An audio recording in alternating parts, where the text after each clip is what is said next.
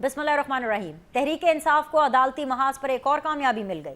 Cipher case जिससे मुताल्लिक सभी जानते और मानते हैं कि इमरान खान ने एक सीक्रेट डॉक्यूमेंट को अपनी डूबती सियासत के लिए इस्तेमाल किया और एक बयानिया बनाया कि अमेरिका ने हुक्म दिया है कि इमरान खान को इक़्तिदार से हटाओ वरना पाकिस्तान का हुक्का पानी बंद कर दिया जाएगा। इमरान खान ने बतौर वज़ीर आज़म भरे जलसे में साइफर लहराया और दावा किया कि अमेरिका के हुक्म पर जनरल बाजवा ने ऑपोजिशन के साथ मिलकर उनकी हुकूमत का तख्ता उल्टा।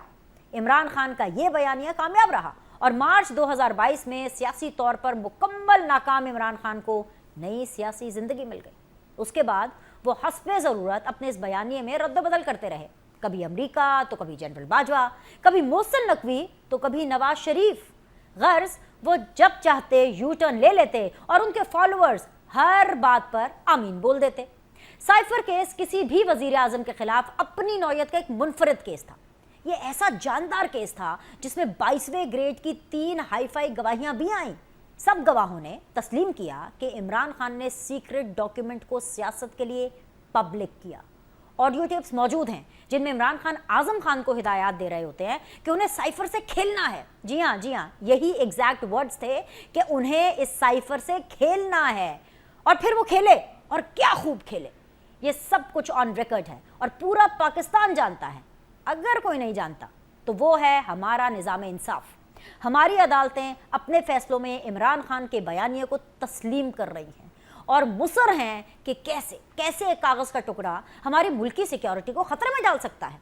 जजेस पूछ रहे हैं कि भला एक कागज़ का टुकड़ा गुम करने या पब्लिक करने के जुर्म में एक शख्स को कैसे कैद रखा जा सकता है। वो ठीक कह रहे हैं, एक कागज़ के टुकड़े पर किसी को जेल में तो नहीं रखा जा सकता, मगर यही कागज़ का टुकड़ा अगर अकामे की सूरत में हाथ लग जाए तो उसी कागज़ के एक टुकड़े पर वक्त के वज़ीर आज़म को बरतरफ करके घर जरूर भेजा जा सकता है। नाजरीन, ये वक्त की बात है जब मुल्की मुफाद मुश्तरक थे तो समंदर पार छुपे कागज़ के पुराने टुकड़े ढूंढ ढूंढ कर भी हुकूमतें गिरा दी जाती थी। आज कौमी मुफादात अपने अपने हो गए हैं तो साइफर जैसा जो सीक्रेट डॉक्यूमेंट भी महज कागज़ का एक बेज़रर सा टुकड़ा ठहरा। खैर, 100 खबरों की एक खबर यह भी है कि अदालती फैसले जो भी हों, इमरान खान का स्टेटस फिलहाल जूं का तू ही रहेगा।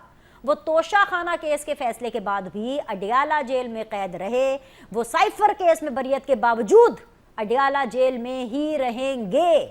अपने इंसाफी भाइयों की इतला के लिए एक और अर्ज भी है कि साइफर में इमरान खान और शाह महमूद कुरैशी की बरियत का फैसला इस्लामाबाद हाई कोर्ट के चीफ जस्टिस आमिर फारूक ने तहरीर किया है।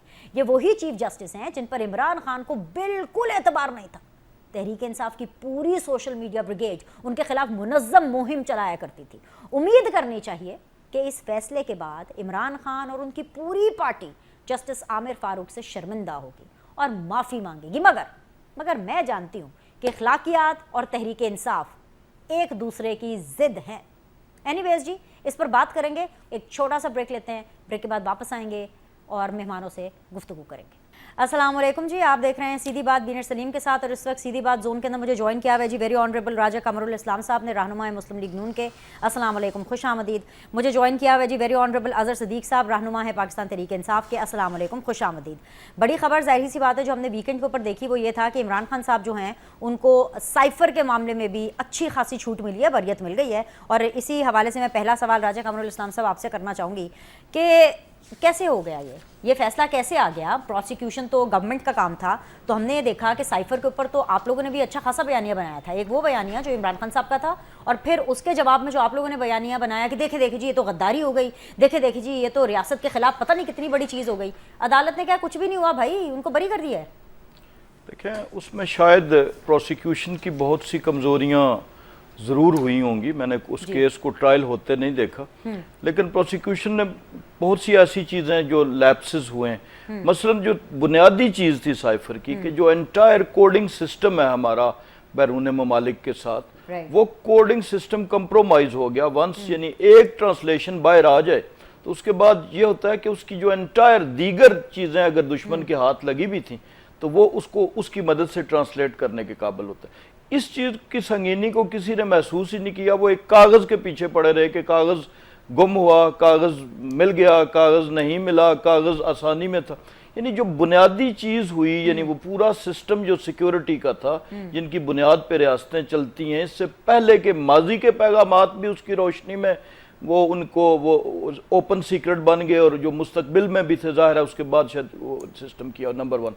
दूसरी बात यह है कि अगर आप जो इस फैसले के अंदर आप जो चीज़ें देखते हैं वो सारी टेक्निकलिटीज़ हैं, वो सारी वो कनेक्शंस हैं जो किसी वजह से दानिस्तगी में या नादानिस्तगी में या किसी की नालायकी की वजह से, प्रोसिक्यूशन की वजह से, इन्वेस्टिगेटर्स की वजह से वो रह गए, लेकिन उससे मामले की संगीनी कम ना हुई है ना होगी। और उसको सुप्रीम कोर्ट में हुकूमत का जो हमें मिला है, जो एक इंटेंट नज़र आ रही है, और सलामती के अदारों की भी, क्योंकि ये बहुत ही संगीन मामला है, यानी संगीन तरीन मामला है जिसमें कि लेकिन अब आपका ये कहना कुछ फायदेमंद नहीं है, इसलिए फायदेमंद नहीं है कि डिसीजन करना है। आप मानते हैं कि प्रोसिक्यूशन से मिस हैंडल हुआ? बिल्कुल ऐसे ही हुआ, जिसके अलावा और कोई वजह नजर नहीं आती। और जो फैसले के अंदर चीजें उठाई गई हैं वो चीजें भी इसी नोयत की हैं कि फलां बयान इतने बजे हुआ और फैसला इतने बजे आ गया। तो फैसले तो इससे पहले भी इतने बजे आते रहे। हनीफ अब्बासी साहब का केस देखें तो कितने बजे फैसला आया था। तो बजे को तो हमें मेरा नहीं लाना चाहिए मुर्दे बहस, और हमें उसकी जो कंटेंट है और जो उसकी बुनियादी वेरी रूट ही उस पे जाना चाहिए। और इंशाल्लाह सुप्रीम कोर्ट में ये चीज़ें एड्रेस करने की पूरी कोशिश करेगी प्रोसिक्यूशन, जो मैं नजर। और अगर वहां पर भी प्रोसिक्यूशन कमजोर हुई, जैसे अभी आप कह रहे हैं, जैसे अभी आप कह रहे हैं कि आपको भी लग रहा है कि जी प्रोसिक्यूशन ने मिस हैंडल किया, हायर कोर्ट में भी जाके, supreme court which is the superior court, अगर उसमें भी जाके प्रोसिक्यूशन ने यही किया तो फिर क्या, फिर कहाँ रहेगा आपका नैरेटिव? उल्टा आपको बातें सुनना पड़ेंगी सर, और इमरान खान बाहर आके फिर आप लोग को बातें सुनाएंगे कि देखो देखो इन लोगों ने मेरे खिलाफ ये साजिश की, अदालत ने तो कहा कि कुछ भी नहीं है, मैं बेगुनाह हूं। बिल्कुल ऐसे ही होता है कि अदालत का जो चादर है उसे लोग माजी में भी ओढ़ते रहे। इससे पहले दयानत और अमानत के सर्टिफिकेट की छतरी भी बड़ा लंबे अरसे के लिए इस्तेमाल हुई। तो अगर का तो कोई जवाब नहीं है, लेकिन बहरहाल मेरा ख्याल है कि इस तजर्बे की रोशनी में प्रोसिक्यूशन एड्रेस करने की पूरी कोशिश करें। आपकी पार्टी तजुर्बे से सीखते नहीं है सर, ये तो दुनिया का वेरी बैड विद एक्सपीरियंस। शायद मैंने टेरिबल विद एक्सपीरियंस सर। मैंने आपको पिछले एक प्रोग्राम में भी कहा था कि तारीख का सबसे बड़ा सबक ही यही है कि उससे कोई सबक सीखता नहीं है। तो ये हमेशा कहा जाता है कि तारीख से सबक सीखे, माजी से सबक सीखे, लेकिन ये भी एक ट्रेडिशन है, चलिए हेल्दी नहीं है। अज़र सिद्दीक साहब को पता नहीं आपने मुबारकबाद देनी है कि नहीं देनी है। अज़र सिद्दीक साहब, मतलब अल्लाह ताला आपके चेहरे पे खुशियां बरकरार रखे सर। वजह इसकी कुछ भी हो सकती है, लेकिन आज you are smiling for all the right reason. आप लोग का तो जो वीकेंड था वो बड़ा हैपनिंग रहा, पहले तोशा खाना और अब साइफर, तो अब तो सिर्फ एक ही केस बचा है सर। लेकिन साथ ही बुरी खबर भी है। बुरी खबर यह है कि इन दोनों में रियायत के बावजूद, बरियत के बावजूद इमरान खान जब जेल से बाहर नहीं आए सर, तो पहले अच्छी खबर पे भी रिस्पांस दे दीजिए और इस बुरी खबर पे भी रिस्पांस दे दीजिए। कोई टाइमलाइन देंगे कि कब तक आ जाएंगे इमरान खान साहब जेल से बाहर? बहुत शुक्रिया। आपको तो याद है मैं डिफरेंट प्रोग्राम में एक बात बड़ी वाज़ेह तौर पर कहता रहा हूं जी। और इमरान साइफर मैंने कहा था रेत की दीवार की तरह बह जाएगा, टूट जाएगा, गिर जाएगा, ज़लालत का टोकरा है ये। और अल्लाह ताला का शुक्र है मेरी कही हुई बात वो पूरी हुई और इमरान खान बाइज्जत बरी हो गया और उसमें आ गया। और जहां तक केस है इद्दत वाला, वो 25 जून के लिए ऐसे ही इल्तवा कर दिया और वो 7 जून के लिए अब दोबारा गया, केस गया है इंशाअल्लाह अजीज। उसमें भी अगर तो अपील मेन सुन ली तो आपको पता है वो गुंडे थे, उनके साथ कावर मान का, वो तो अब डाउट कोई नहीं रहा। वो अता ताड़ के सेक्रेटरी टाइप लोग थे वहाँ, इनकी वकीलों की टीम थी और आपने देखा कोर्टों से मुक्के लहराता हुआ बंदा वो बाहर निकला। क्या साहब मारा किसने? अता ताड़ की टीम ने मारा, आप ये कह रहे हैं? मैंने सही से सुना नहीं, आप क्या कह रहे हैं? वो मैं ये कह रहा हूँ कि खाबर मानिका के साथ जो गुंडे थे वो सारे उन्हीं के भेजे हुए थे ना, उनके साथ 12-13 वकील भी थे, पता नहीं वकील थे या नहीं थे। मैं तो सिर्फ ये बात कहना चाहता हूँ हमारी यादाश्त बड़ी कमजोर है जी। नवाज शरीफ जब बरी हुए थे तब तो बड़े शामियाने बजाए थे जनाब उनके खिलाफ झूठा केस। आज तक मनी ट्रेल आ गई है उसकी, एवनफील्ड की आज तक रिकॉर्ड पे चैलेंज है। और यही नैब थी, उसने अपील फाइल नहीं की। क्यों नहीं फाइल की? करनी तो चाहिए थी ना, क्यों नहीं फाइल की? और ये वाला जो केस है ना, ये केस बहुत बड़ी चपेड़ है उस निज़ाम के ऊपर जो निज़ाम पॉलिटिकल इंजीनियरिंग पे बेस कर रहा है। आपने 2 सालों में 250 केस रजिस्टर्ड कर दिए क्या? यानी पॉलिटिकल इंजीनियरिंग क्या इनके साथ इस तरह की हुई है? अगर अगर झूठ बोले तो उस आदमी को शर्म से झूठ डूब मरना चाहिए कि आप सारा कुछ देख के आप कहते रहे। भाई वो आप ही कहते थे जनरल बाजवा, आप ही कहते थे जनरल फैयाज हमीद, हमने तो नहीं कहा था। हमने कौन सा इनके खिलाफ पर्चा दर्ज किया या किया? बल्कि हमारे दौर में तो इनको फैसिलिटेशन मिली, ये तो मुल्क से बाहर चले गए, ये तो रिकॉर्ड के ऊपर मौजूद है। और अच्छा। इस साइफर से पहले अगर आपको याद होगा, ऑफिशियल सीक्रेट में एक एएसआई थे, वो पता लगा है क्लब के अंदर क्या कुछ हुआ और उसको साइफर के अंदर और ऑफिशियल सीक्रेट में पकड़ा हो रहे, और वो पता लगा जनाब वो नेक्टा के और उसके थ्रेट अलर्ट थे, वो अदालत ने सजा सस्पेंड कर दी और जमानत में दे रही। अब यहाँ यानी मैं तो पता नहीं किस बात पे चहक रहे हैं। भाई मैं तो कोर्ट में मौजूद रहा था ना, वहां के प्रोसिक्यूटर ने कहा कि बिल्कुल अमेरिका ने यही कहा कि इमरान खान को गिरा दो वरना क्या करेंगे, और यही साइफर जुल्फकार अली भुट्टो के दौर में आया था। अगर किसी के याददाश्त कमजोर है तो हेनरी किसिंजर के वो लफ्ज याद नहीं थे, जुल्फकार अली भुट्टो का 342 का स्टेटमेंट पढ़े, वो मैंने पढ़ा हुआ है। हमने तारीख से नहीं सीखा, हमने हमूद रहमान की कमीशन से रिपोर्ट से नहीं पूछा, हम सीखा ना, हमने सानिया से सीखा और बातें हम करते रहे। पूरी उम्र एस्टैब्लिशमेंट की गोद में पलने वाले एस्टैब्लिशमेंट कभी निकाल दे ले आए, आप बैठे कहें कि जनाब पहले एस्टैब्लिशमेंट ने नहीं किया।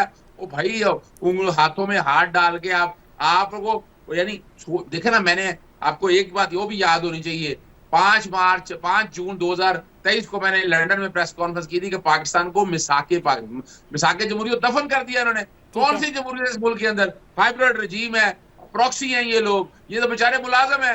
यानी वजीर दाखिला और वजीर खजाना, फिर अपना वजीर आला बलूचिस्तान के, फिर वो फैसल वाडा, आप जरा देख तो रहे ना कि ये कौन है। भाई हर एक को पता होना चाहिए ना, इनके पास जवाब नहीं है।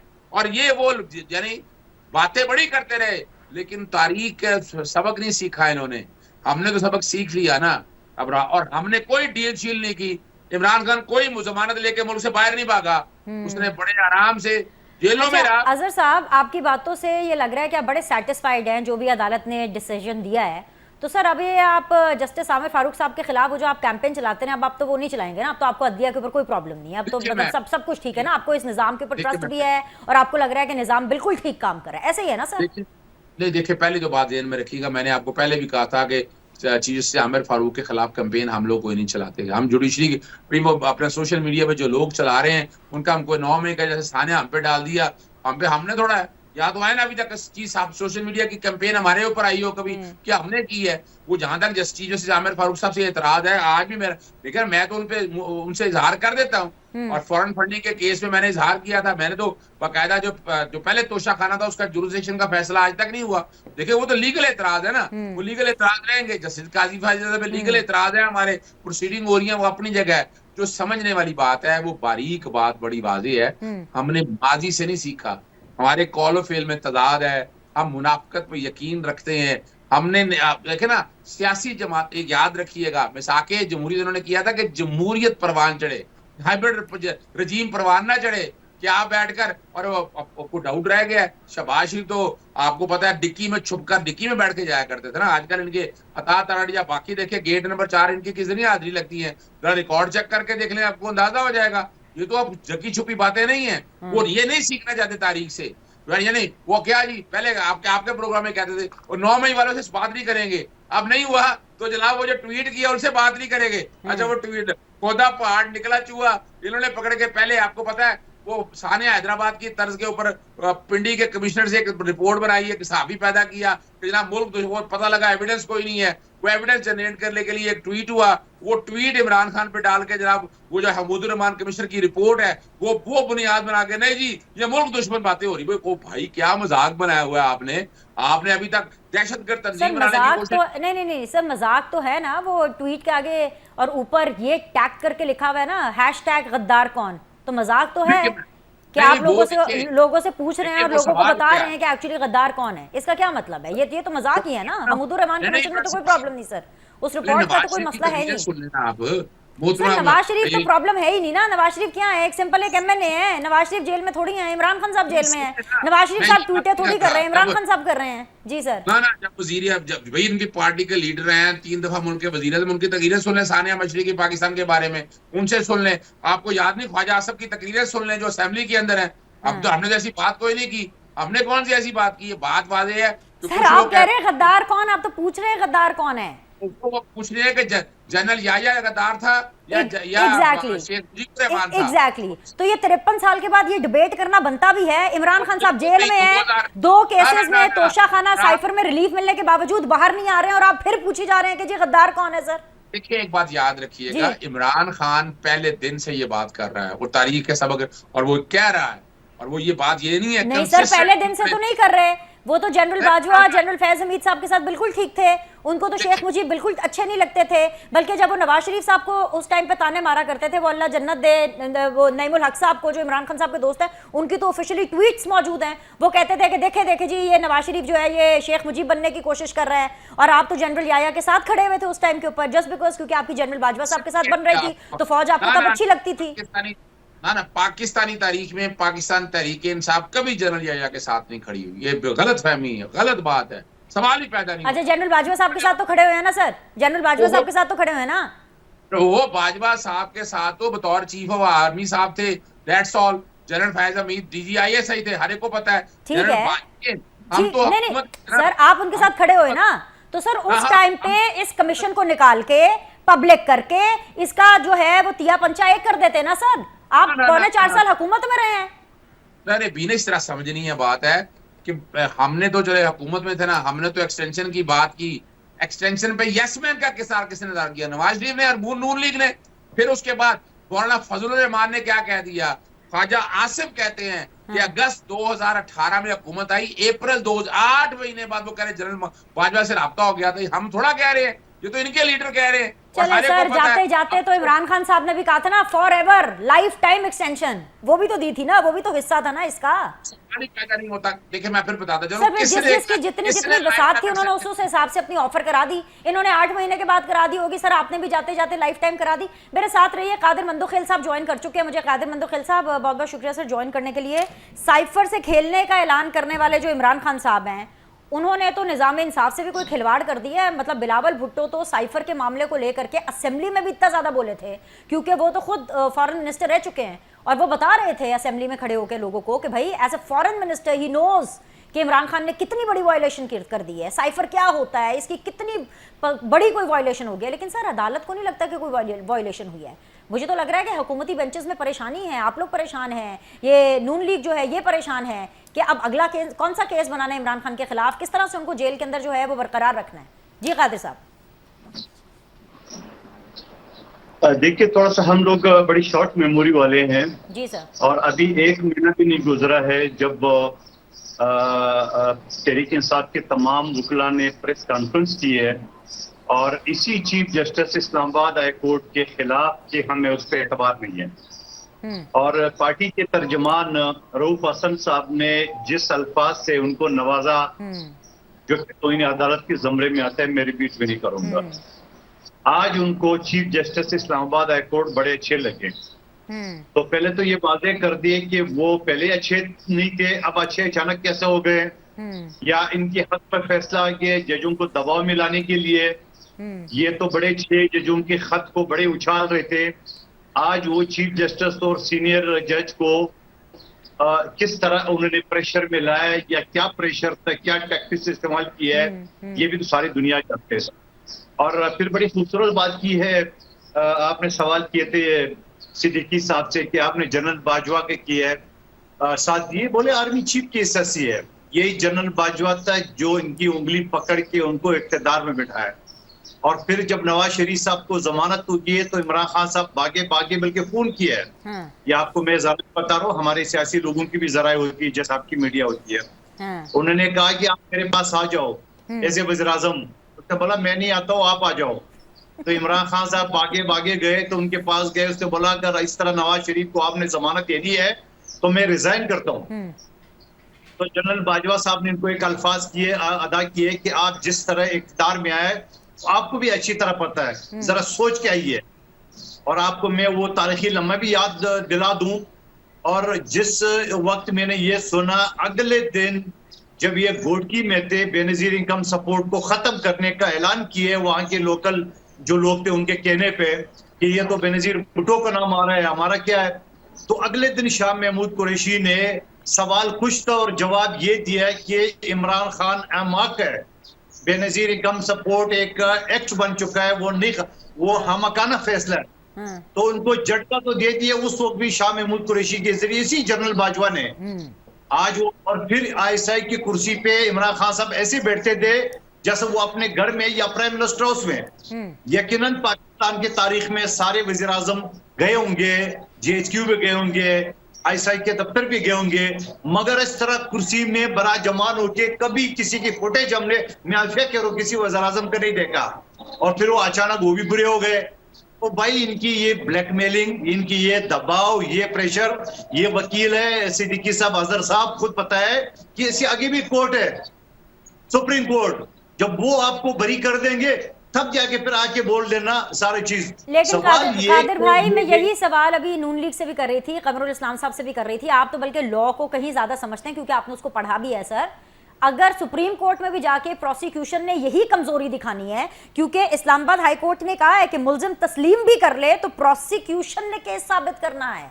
अगर प्रोसिक्यूशन ही अपनी इनकॉम्पिटेंसी, मिस हैंडलिंग या व्हाटसोएवर, अगर यही चीज उन्होंने सुप्रीम कोर्ट में भी दिखाई है, तो जो ये आपकी आखिरी छोटी सी नन्ही सी उम्मीद नजर आ रही है ना आपके इस कमेंट में, वो भी सर चली जाएगी। फिर प्रोसिक्यूशन को हिदायत होगी। अब अगला जुमला मेरा ये होगा कि अगर प्रोसिक्यूशन का यही हाल है, आप सच कह रही हो कि प्रोसिक्यूशन भी खरीदा जाता है, प्रोसिक्यूशन भी वकील प्रेशर में आता है।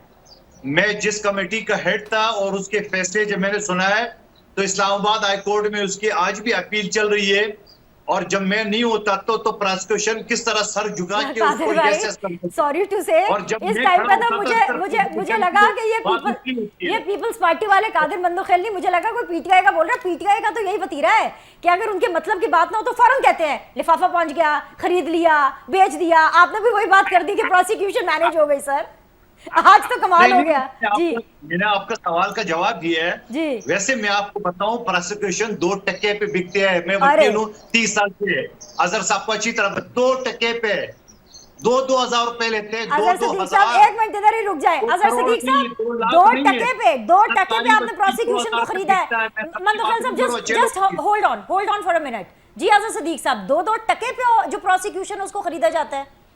अच्छा, मैं हैरान हूं, आपने कितने में खरीदा है सर, बताएं जरा। अच्छा, मैं क्या शायद नवाज शरीफ की जो एवनफील्ड में बरियत है उसकी बात हो रही है, या वो मनी लॉन्ड्रिंग के केसेस खत्म हो गए हैं। मैं तो नहीं कहा ना, 2% का इन्होंने कहा है ना, यानी 2% पे इन्होंने मान लिया। आज खुद मान लिया उन्होंने कि 2% पे आप बिकी थी प्रोसिक्यूशन, और उन्होंने पकड़ के बरी कर दिया नवाज शरीफ को भी। मैं बाकी लोगों के नाम नहीं ले रहा, मैं नहीं चाहता ना मैं किसी का बैगेज कैरी लेकर फिरता हूं। बात बड़ी सिंपल सी है कि साइफर का केस 2 दफा रिमांड हुआ, 2 दफा। इतने महंगे वकील, हामिद अली शाह को कितनी फीस दी है जरा बताएं। रिजवान अबैसी कौन है, उसको फीस कितनी दी है? वो प्रोसिक्यूटर में खावर मानिका का वकील भी है इधर से, और इलेक्शन कमीशन के और नैब के। ये छोड़ दे कहानियां, हमें अच्छा नहीं लगता। बात बड़ी वाजी है, 2% में यकीनन खरीदे। आपने देख लिया, आपने नवाज शरीफ बरिया देख लिया, मैं बाकी नहीं छोड़ रहा। शहबाज शरीफ देख ले, जितने ये बरी हुए हैं, फिर तो ठीक होगी बात, फिर तो मान ले बात इनकी। अच्छा ठीक है, चले पूछ लेते हैं किसने कितने में खरीदा है। ब्रेक ले लेते हैं, आप सब लोग जरा डिसाइड कर लें कि आपने क्या क्या जो कोटेशन है वो कोट करनी होने है। एक छोटा सा ब्रेक लेते हैं, ब्रेक के बाद वापस आएंगे, पैनलिस्ट हमारे साथ होंगे, डिस्कशन को जारी रखेंगे। ब्रेक के बाद आप लोग को खुशामदीद कहते हैं। राजा कामरुल इस्लाम साहब हैं मेरे साथ मौजूद, कादिर मंदोखेल साहब हैं, and very honourable Azhar Siddique साहब मेरे साथ मौजूद हैं। राजा साहब, ये खरीदने बेचने की बातें, ये लिफाफे यहाँ पर भी अब शुरू हो गए हैं कि प्रोसिक्यूशन 2% में खरीदी जाती है, उससे ज़्यादा होती है, मतलब क्या कितने में खरीदी जाती है? खरीदने बेचने की नौबत क्यों आ रही है यहाँ पर? ये डिस्कशन भी क्यों हो रही है सर? अब आपको ताना सुनना पड़ रहा है ना। खरीदने बेचने का तो तजर्बा मुझे नहीं है, लेकिन बहरहाल लैप्सेस होते हैं प्रोसिक्यूशन में। बड़े बड़े मुकदमात में कहीं ना कहीं आज भी अदालत ने इस बात की निशानदेही भी की और उनको कवर करने की कोशिश की जाती है। कई दफ़ा कनेक्शंस एस्टैब्लिश होते हैं लेकिन उनको अदालत में उस तरीके से प्रेजेंट नहीं किया जाता। और केसेस में इस टाइप की चीज़ें होती हैं। लेकिन ये मैं समझता हूँ कि जनरल तो सोसाइटी में जो मिक्स है वो वैसे ही है, लेकिन जो हाई प्रोफाइल केसेस हैं इसमें शायद ये तो गुमान ना किया जाना चाहिए कि कहीं पे कोई, अब कुछ लोग तो ये भी इल्ज़ामात लगाते हैं जी कि वकला जो मुखालफ फरीक के थे वो या हमारे वकील बिक गए थे, तो मैं इसको तो नाजवाजी ही समझता हूँ। लेकिन बहरहाल इसमें कोई शक नहीं है, मैं इनसे इत्तेफाक करता हूँ कादर मंदोखेल साहब से कि लैप्स हुआ है और प्रोसिक्यूशन के हवाले से हुआ है, केस के बनाने में या केस के बिल्ड। कमरुल इस्लाम साहब, अब आप मैं समझ गया उनकी बात, लेकिन मैं उससे इत्तेफाक नहीं कर, इस्तीफा दे। और दूसरी बात ये, वो तो सीधा सीधा कह रहे हैं, कादिर मंदोखेल साहब कह रहे हैं कि मैनेज हुआ है, जिम्मेदारी कौन ले रहा है भाई, कौन ले रहा है इस पूरी प्रोसिक्यूशन की जिम्मेदारी? आपने एडमिट किया कि लैप्स हुआ, कादिर मंदोखेल साहब कह रहे हैं कि मैनेज हुए, व्हाटएवर द रेट इज, पर तो जिम्मेदारी लें और इस्तीफा लें फिर उनसे। लेकिन इन बातों का जो एंड निकला है वो ये है कि जो केस वो अपनी जगह मौजूद है, उसकी संगीनी अपनी जगह मौजूद है, उसके मुल्क के लिए ख़तरात अपनी जगह मौजूद हैं, जो उस हवाले से सियासी फ़ायदा उठाने के लिए मुल्की मफाद से खेला गया वो अपनी जगह मौजूद है, वो सारे जो सब्सटेंस मैटर्स थे वो अपनी जगह मौजूद हैं। और अगर वो किसी जगह पे देखें ना, अदालत के फ़ैसले पे तो हम खुल के बात कर सकते हैं ना कि अदालत के फ़ैसले की, हम जजेस की ज़ात को अलग रखते हुए, फैसला तो डिबेटेबल होता है, वो पब्लिक प्रॉपर्टी होता है, तो फैसले से इख्तलाफ करना भी महल कोई इतना गलत बात भी नहीं है, कोई गैर अखलाकी बात भी नहीं है। तो फैसले को डिस्कस किया जा रहा है और फैसले में से वो चीज़ें जरूर हम पॉइंट आउट करेंगे और सुप्रीम कोर्ट में उन्हें लेके जाएंगे। डिस्कस करने का भी मजा नहीं आ रहा ना, आप इसी प्रोग्राम तो इसलिए नहीं आ रहा कि आप इसी प्रोग्राम में देख ले। बहरहाल आपने चूंकि मतलब देखें नहीं, अजहर सिद्दीक साहब भारी हैं आप सब पे, अजहर सिद्दीक आप साहब इस को प्रोग्राम में भी कुछ नहीं साबित कर पा रहे हैं, आप अदालतों में भी कुछ नहीं साबित कर पा रहे हैं। Imran Khan is taking the lead sir. Azhar Siddique साहब को मुबारकबाद, चले पीटीआई मुबारकबाद आपने भी दे दी, चले हम आपके फुटस्टेप्स में हम भी दे देते हैं। सर ये नून लीग की सियासत में थोड़ी चलानी है, जे तुसी चलानी है, जे तुसी दसो अपनी पार्टी का बात। विक्ट्री तो बहरहाल देखे ना, मुकदमात हम जीतते रहे, इन्होंने कभी मुबारक नहीं दी। हम तो कह रहे हैं कि ठीक है आज आपका दिन है, तो हमने मुबारक भी दे दी, इसमें कोई वो बात नहीं। जो इनका सेक्रेटेरिएट डीसील हुआ है सर, फिर उस पे भी लगे हाथों मुबारकबाद दे दें। सीडीए पुराने मालिक को नोटिस भेजता रहा है, मतलब सर इतनी भोंडी किस्म की कार्रवाई कि पुराने मालिक को आप नोटिस भेजे जा रहे हैं और आपने जो है दफ्तर पीटीआई का बंद कर दिया है। देखें आपने भोंडी लफ्ज इस्तेमाल किया, उसमें फिर वो लफ्ज वो भोंड वाला और वो चीजें आ जाएंगी जो मुनासिब नहीं है। लेकिन जो नोटिस होते हैं गैर कानूनी कार्रवाइयों की इमारतों के, वो इमारतों को भेजे जाते हैं। अगर कहीं पे इलीगल कंस्ट्रक्शन हुई है तो क्या कहा जाए कि जी ये मुझसे पहले वाले ने चूंकि की थी इसलिए अब ये लीगल हो गई? तो ये तो बजाते खुद दलील ही, ये जवाज ही इंतहाई मज़े का खेज है कि चूंकि सीडीए ने पुराने मालिक को नोटिस भेजे थे, यानी मैं कोई जो चीज खरीद, खमर साहब माइंड ना कीजिएगा, आप लोगों का होमवर्क कम है। तारिक फजल चौधरी साहब ने उस दिन प्रेस कॉन्फ्रेंस कर ली इस ऑफिस को सील करने के चक्कर में। अब जब डी सील हुआ है सर, जो हमारे सामने जो लीगली मैटर आया ना वो ये है कि पुराने मालिक को आप भेजते रहे नोटिस, ठीक है, और अदालत के अंदर आपने बेसिकली वो नोटिस दिखाए ही नहीं जो कि ओरिजिनली इसके लिए काफ़ी थे कि जी हमने ऑफिस को सील करना है, तो लिहाजा उसको डी सील कर दिया गया। मतलब आप प्रेस कॉन्फ्रेंस करने से पहले, इसके ऊपर सियासत करने से पहले होमवर्क तो कर लेते ना। देखिए अदालत से लड़ाई तो की नहीं जा सकती ना, वहाँ पे दलील में ही बात करनी होती है। लेकिन आपने होमवर्क की बात की तो मेरे साथ एक वाकया हुआ कि होमवर्क मैंने बड़ी मेहनत से किया और उसे कोई चोरी करके ले गया। तो होमवर्क तो फाइल में, मैं अपने स्टूडेंट लाइफ की बात कर रहा हूँ। हाँ, तो होमवर्क तो फाइल में मौजूद था और मैंने दलील आपको दी कि वो जो नोटिस है वो बिल्डिंग के खिलाफ थे, बिल्डिंग की जो इलीगल कंस्ट्रक्शन हुई उसके खिलाफ था। अब कितनी भोंडी बात है ये बजाते खुद कि आप कहें कि ये जो इलीगल है कंस्ट्रक्शन, इसका नोटिस चूंकि पुराने मालिक को हुआ था लिहाजा हम इससे मुबर्रा है। तो ये तो नहीं है कि कहीं पे दुनिया पूरी में ये जवाज तस्लीम नहीं किया जा सकता। तो चले डी सील का अभी ऑर्डर हुआ है, आगे केस चलता है तो उसको देखते हैं। अभी तो उन्होंने उस इंटरम ऑर्डर को बेसिकली एक ऑर्डर को किया ना, क्या अदालत उस कंस्ट्रक्शन को लीगल भी करार देगी, सवाल ये है बिल्कुल नहीं देगी, ना दे पाएगी, क्योंकि वो जो भी सर आप तो ये तज्जिया ना ही दें सर, अभी तक तो अदालतें वही कर रही हैं जो आप कह रहे थे कि ये थोड़ी ना करेगी अदालत, ये थोड़ी ना करेगी अदालत, हर वो चीज कर रही है जो आप कह रहे हैं कि ये अदालत नहीं करेगी। तो मुझे लगता है आप ये कहना बंद कर दें, मुझे लगता है आपकी जिद से ये सारी चीजें हुई हैं। इससे नतीजा क्या निकलता है? ये जो आपने बात की कि हम जो कह रहे हैं हाँ। और दलील से कह रहे हैं, कानून की रोशनी में कह रहे हैं, और फैसला उसके खिलाफ आ रहा है, नतीजा आप खुद निकाल लें, मैं तो नतीजा नतीजा ये आप निकाल कहते हैं, आप करते कुछ नहीं है, प्रैक्टिकल इंप्लीमेंटेशन आप लोग की जीरो है। हम एक ब्रेक ले लेते हैं, ब्रेक के बाद वापस आएंगे, कादिर मंदोखेल साहब एंड अजहर सदीक साहब से भी बात करेंगे, will be back shortly. Break के बाद जो आप लोग को खुशामदीद कहते हैं, वेरी ऑनरेबल कादिर मंदोखेल साहब हैं, अजहर सदीक साहब हैं, राजा कमरुल इस्लाम साहब मेरे साथ मौजूद हैं। तीनों माने को बने रहने के लिए बहुत बहुत शुक्रिया।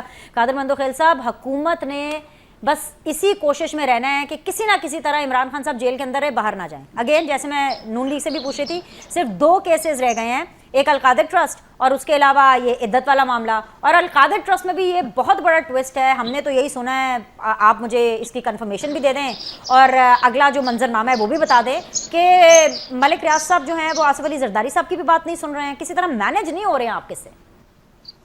पहले इस सब बात का जवाब दो, आसिफ अली जरदारी साहब भी नहीं मान रहे तो उसका क्या वास्ता आसिफ अली जरदारी साहब तो मलिक रियाज से? नहीं, मलिक रियाज साहब नहीं मान रहे होंगे ना आसिफ अली मलिक जरदारी रियाज साहब के की। आप जाल नहीं में तो चाहते इमरान खान कि साहब जेल में घूमता रहे? था, हाँ जी नवाज शरीफ साहब भी घूमता था, अब घूमते थे, तो हमारा क्या वास्ता उनसे कि हम उसे मनवा ले? 190 मिलियन जो उनके अकाउंट अलकादर में गए थ्रू मलिक रियाज, तो मलिक रियाज खुद जवाब देंगे कि मैं एक तो ये गुजारिश कर रहा था ना कि अलकादर का अपना मलिक रियाज से आसिफ अली जरदारी साहब का क्या वास्ता? यकीनन सलाम दुआ उनके सब पार्टियों के साथ है, सब ज्यादा तो इमरान खान साहब के साथ है, जहां इनके अकाउंट से 190 मिलियन गए हुए वहां, तो वो तो खैर हिसाब देना पड़ेगा, ये जो भी सिलसिला जारी है। दूसरी बात ये कि पीटीआई वाले इतनी बगले ना बजाए अभी, वो जो 2 केस मजिस्ट्रेट के खत्म हो गए, बोलो 9 मई के केसेस खत्म हो गए, अभी जाके उसने तोशाखाना वाले में जो ये हो गए, अब वो बगले बजा रहे हैं कि भाई ये भी खत्म हो गए, या सैफर वाले के वो भी खत्म हो गए। तो भाई वो जो शोधा के यादगारे और वो जो कि कर्नल शेर खान के मुजस्मे की जो गर्दन उड़ाई है इनके हुक्म पे, उसका केस का क्या हुआ? ये तो कोई लगभग बहुत सारे केस है, और हजरत सिद्दीक साहब जानते हैं कानून, ये पीटीआई वाले बेवकूफ बनाते हैं मीडिया पे, ओ जी 9 मई को खत्म हो गया, और भाई किस बात पे खत्म हुआ? इस्लामाबाद के एक मजिस्ट्रेट में अगर इमरान खान साहब का नाम है वो खत्म हो गया, बड़ा चढ़ा के 9 मई का वाकया मुकदमा खत्म हो गया, झूठ बोल के आवाम गुमराह कर रहा है इनके वकील। 249 एक केस मजिस्ट्रेट का होता है, हजरत सिद्दीक साहब पता है, सेशन कोर्ट का भी नहीं होता है। और वो जो 9 मई के जो केसेस है बहुत सारे तो इंसदादी दहशतगर्दी की अदालत में चल रहे हैं, आर्मी कोर्ट में चल रहे हैं, उसका जिक्र नहीं करे। इधर मजिस्ट्रेट का 249 के की दरखास्त लगा के खत्म हो गया तो मामला खत्म हो गया। वही चीज होता है कि जब प्रोसिक्यूशन आता है वो आपको गवाह नहीं देता है, वो आपके बयान जो ना उल्टे सीधे बयान करते हैं, तो आगे कोर्ट क्या करेगा? और ये एक माइनर सा ऑफेंस होता है, 249 ए के तहत मजिस्ट्रेट का कोर्ट होता है, और बड़ा चढ़ा के मीडिया में ऐसे पेश कर रहा है जैसा वो 9 मई के केसेस खत्म हो गए। जरा जाए ना तो आर्मी कोर्ट को फेस कर ले, इंसदाद दहशतगर्दी की जो अदालतें उनको फेस कर ले, वहां तो आपके वकील चला नहीं रहे, इधर मजिस्ट्रेट के कोर्ट में 2 केस खत्म करा दिए, बड़ा आप लोगों ने तीर मारा। ठीक है कादिर मंदोखेल साहब, तीर तो मारा ही है, इमरान खान साहब का नैरेटिव बिक रहा है, बल्कि गवाहियां आ रही हैं, जरा गौर से सुनिएगा। एक ऐसी गवाही आई है, अजहर सदीक साहब बहरोज सब्जवारी हैं, बड़े जाने माने एक्टर हैं, और वो कह रहे हैं कि जी मैं 24 साल से इमरान खान साहब के साथ हूँ, और ये उनके ऊपर इल्ज़ाम लगाते हैं कि जी वो कोई नशा करते हैं, कोई पाउडर का नशा करते हैं, कोई कोक का नशा करते हैं। तो वो कह रहे हैं वो कोई नशा नहीं करते, वो सिर्फ शराब पीते हैं, और वो भी 1 पैक से ज्यादा नहीं पीते। अजहर सदीक साहब, आप ये कैसी रियासत मदीना बना रहे हैं कि सिर्फ 1 पैक शराब की पीते हैं, और नारा आपने रियासत मदीना का बनाया, मतलब बहरोज सब्जवारी तो आपका अपना बंदा है। 1 पैक का गुनाह नहीं है। मैं अभी कादिर मंदोखेल साहब की बात सुन रहा था, वकील है भाई हमारे, तुसी मेरी बात सुनी है कि नहीं सुनी? अजहर सदीक साहब मेरा सवाल सुनिया जाए कि नहीं सुनिया? नहीं, मैं जवाब देने तो पहला जवाब दे दूंगा। ठीक है, बारी बारी मेरे सवाल का सर आपको जवाब जरूर देना। कराची में बैठे हैं और कराची के 9 मई के वाकयात का कुछ जिक्र कर रहे हैं, मेरा ख्याल अदालतों में नहीं ना गए, जब पता ना हो तो बात नहीं करनी चाहिए। नहीं, आप चैलेंज कबूल करें, फिर आप चैलेंज कबूल करें, आप जो बात कहती हैं सारी गलत है, सब गलत है। उसकी वजह क्या, हमारी तरफ से कोई डिले नहीं है। 1 साल हो गया मुलजिमों को पकड़ना नहीं, चालान पेश नहीं कर रहे, सारी चीजें रिकॉर्ड के ऊपर है। कोई एविडेंस नहीं है, जो वीडियो है वीडियो नहीं लगा सके। यानी हम भाग में मान लिया कि ठीक है आपने कोई एजेंडा है उसके मुताबिक चलना है, मगर सच बोलना चाहिए। मैं कब कह रहा हूँ, अब आज आप फेवर कर रहे हैं मिलिट्री कोर्ट्स को। मुझे ये भी हैरानगी हुई, हम बोकला बरादरी बिल्कुल नहीं फेवर करते किसी मिलिट्री कोर्ट को, ना हम यकीन रखते हैं इस बातों का। हम right to fair trial and due process of law की बात करते हैं, आइन और कानून के मुताबिक करें। आइन ने जो तरीकाकार फराहम किया है और किसने कहा भुगत रहे हैं, यानी एक ही बंदा। आज आपको पता है शाह महमूद कुरैशी के 38 मुकदमे पंजाब में, जो कहां थे, सिंध में थे, और 17 मुकदमे इस्लामाबाद में।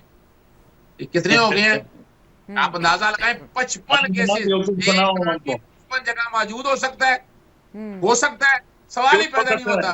खुदारा मान लिया, ठीक है आजकल एस्टैब्लिशमेंट के साथ चल रही है आपकी, उसका नैरेटिव लेकर आप मैं आपको आखिर में 1 मिनट दे दूंगी, उनकी बात मुकम्मल होने दे। जी अजहर सिद्दीक साहब, बात तो खत्म कर लेना।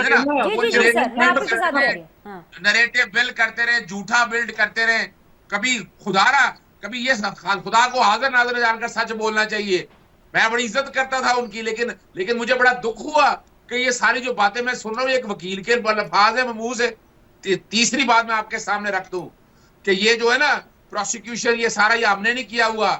ये पीडीएम 1.2 उसके बाद आइन कहता 90 दिन में इलेक्शन, उन्होंने नहीं कराए, इन्होंने इलेक्शन, इन्होंने बैठकर जो कुछ सिद्दीक साहब, ये कादिर मंदोखेल साहब हो, कमरुल इस्लाम साहब हो, ये जरा ऑपोजिशन अपनी आप ऑपोजिशन को 1 मिनट के लिए छोड़ें।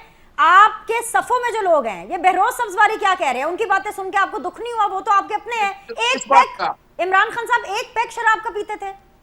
देखिए मैं बताऊं ना, बहरोज सब्जवारी का, यानी आप अंदाजा लगाएं इमरान खान साहब के बारे में क्या क्या इल्जाम नहीं लगते रहे, ड्रग इस्तेमाल करने का पता नहीं क्या क्या इल्जाम, वो वहां बकायदा टेस्ट करते रहे, खून टेस्ट किए, और उसके बाद आखिर आज तकरीबन 307 या 308 दिन हो गए साहब। ये जो इल्जामात हैं ये मुखालिफ लगाते रहे हैं कि वो कोकेन करते हैं, वो पाउडर पीते हैं, पता नहीं क्या करते हैं, लेकिन आपके अपने वो बहरोज सब्जवारी कह रहे हैं कि मैं 24 सालों से इमरान खान के साथ हूँ, शौकत खानम तक के ऊपर उन्होंने इकट्ठे काम किया है।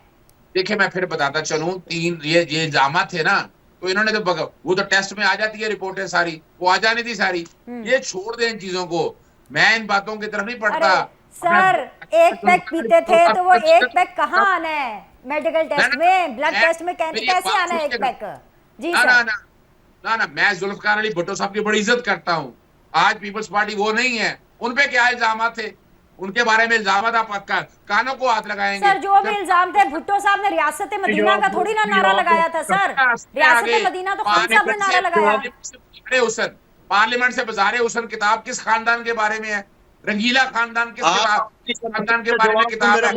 चलिए ओके अजीज साहब, पॉइंट आ गया है। 30 सेकंड्स ले ले कादिर मंदोखेल साहब, I am very tight on the time, 30 seconds में रिप्लाई कर दें। जी कादिर साहब। जी देखिए पहले ये कि ये अजहर सिद्दीक साहब जो ना, ये अपने वो कपड़े उतार के लोगों को दिखाया है, हमारे बारे में बात ना करे, और फिर ये कानून की बात करे। मैं कोई मिलिट्री कोर्ट को सपोर्ट नहीं कर रहा हूं, मगर आपका चालान अगर नहीं है तो ऐसे वकील अवाम को बेवकूफ ना बनाए। आपने 173 सीआरपीसी का दरखास्त दी है मजिस्ट्रेट को, अगर 14 दिन के अंदर चालान नहीं आते तो वो कॉल करेगा। आपने दिए नहीं, सुन ले ना करें, अवाम को गुमराह ना करें आप। अच्छा दूसरी बात, अच्छा उनको मुकम्मल करने देना, have to wrap up sir. Azhar Siddique साहब उनको बात तो करने देना, इतना शोर हो रहा है शो में।